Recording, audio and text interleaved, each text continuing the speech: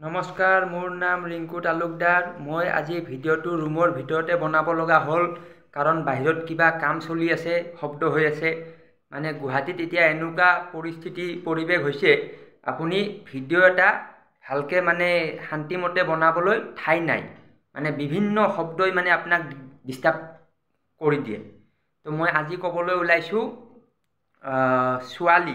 ছোৱালী বা মহিলাৰ জীৱনৰ এটা গুৰুত্বপূৰ্ণ দিশ। এই দিশটো হ'ল কি, তেওঁলোকৰ বিয়াটো মানে যিবিলাক মানে ছোৱালীৰ মাক বাপেক বা ছোৱালীৰ নিজৰ ফালৰ মানুহ, তেওঁলোকে ভাবি থাকে বা বিচাৰি থাকে যে মোৰ ছোৱালীজনীক এখন ভাল ঘৰত বিয়া দিম, এজন ভাল ল'ৰাৰ লগত বিয়া দিম, আৰু বিয়াটো দিব পাৰিলে মানে এটা বৃহৎ সকাহ, আৰু তেনেকুৱা এটা মনোভাৱ বা তেনেকুৱা এটা মানসিকতা। আকৌ বিয়াত মানে ধুমধামেৰে মানে বিয়াটো পাতিব বিচাৰে যিবিলাকৰ টকা আছে। যিবিলাকৰ টকা নাই, তেওঁলোকে মানে মাটি বিক্ৰী কৰি হ'লেও মানে ছোৱালীক বিয়াটো দিব বিচাৰে, আৰু ধাৰ ল'ব, মানে লোন লৈ হ'লেও ছোৱালীজনীক বিয়া দিব বিচাৰে। কিয় বিচাৰে?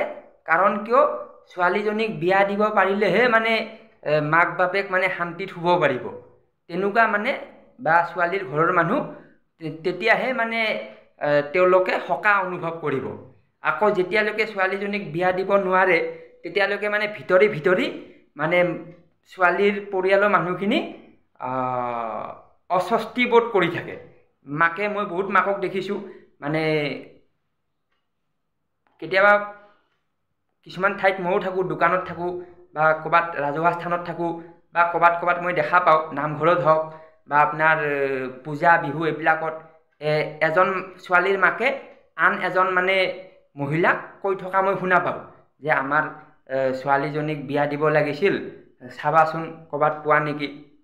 মানে আৰম্ভণিতে নকয়, মানে ধৰক ছোৱালীজনীৰ বয়স 20ৰ পৰা 25 মান হৈছে, তেতিয়া নকয়। 25 যেতিয়া পাৰ হয়, 30 বা 30ও যদি পাৰ হয়, তেতিয়াতো আৰু মাকৰ মানে টোপনি নাই, আৰু মাকৰ মানে একদম হাই প্ৰেছাৰ বাঢ়িব, একদম মানে কিবা কিবি বেমাৰ মানে ছোৱালীটোৰ কাৰণে লাগি যাব।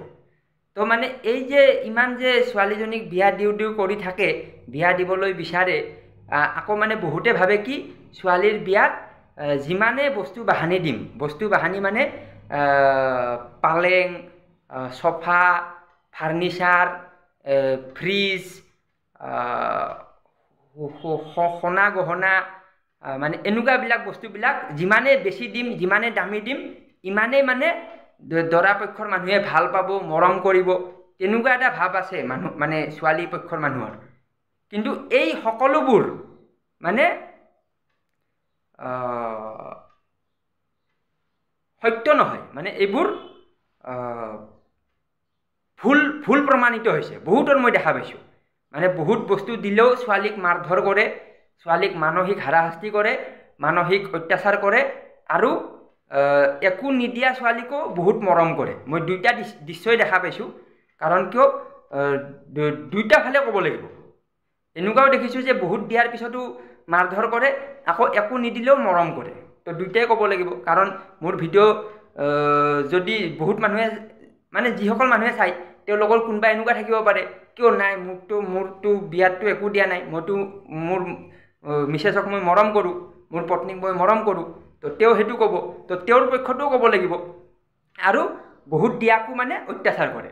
তো এতিয়া এই কথাটো মই কিয় ক'লোঁ, এইটো মানে মোৰ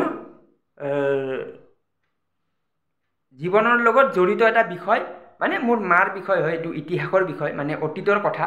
যিহেতু মই লাইফ ষ্টৰি কৈ আছোঁ, তাত এই কথাটো ক'ব লাগিব। তো মানে মাটি বিক্ৰী কৰিছিলে, মাটি বিক্ৰী কৰি মানে ছোৱালীক মানে বিয়া চিয়া দিলে, মানে মোৰ মাৰ কথাটো কৈছোঁ। এইটো মানে এটা মানে আমাৰ সমাজৰ এটা ডিফেক্ট হয়। প্ৰয়োজন নাই, এনে মাটি বিক্ৰী কৰি ছোৱালী বিয়া দিয়া কি প্ৰয়োজন আছে? আৰু একদম মানে বিয়া পাতি মানুহক খানা চানা খোৱা, এইটো বাৰু ঠিক আছে, ইমানলৈকে ঠিকে আছে। এই যে বস্তু বাহানি দিয়ে, পালেং দিয়ে, কিবা দিয়ে, এইবিলাক দিবই নালাগে। কাৰণ এইবিলাক দিয়াৰ পিছতো যদি আপোনাৰ অত্যাচাৰ হয়, মাৰপিট হয়, মানে বোৱাৰী নিৰ্যাতন হয়, নাৰী নিৰ্যাতন হয়, তো এইবিলাকৰ কি অৰ্থ থাকিল? তাতকৈ সেই মাটি যিটো মাটি বিক্ৰী কৰিছে সেই মাটিটো ছোৱালীটোক দি দিয়া মানে ছোৱালী মাটি বিক্ৰী কৰি ছোৱালী বিয়া দিয়াতকৈ যিখিনি মাটি বিক্ৰী কৰি আছা সেই মাটিখিনি ছোৱালীক দি দিয়া তেতিয়া সেই ছোৱালীজনীয়ে সেই মাটিখিনিৰ অধিকাৰটো পাই যাব তো এইবোৰ হ'ল মানে বিষয় এতিয়া যেহেতু মই ফেমিলি ষ্টৰী কৈ আছোঁ আৰু লগত ফেমিলি ষ্টৰীৰ লগত ছ'চিয়েল ইছ্যুটো মই কানেক্ট কৰাই দিম কাৰণ কিয় অকল মোৰ ফেমিলি ষ্টৰীটো ক'লে মানুহে মানে অলপ আমনি পাব সেইকাৰণে মই ছ'চিয়েল ইছ্যুটো কানেক্ট কৰিম যাতে ভিডিঅ'টো মানে ছ'চিয়েল হিচাপত যায় ঠিক আছে ধন্যবাদ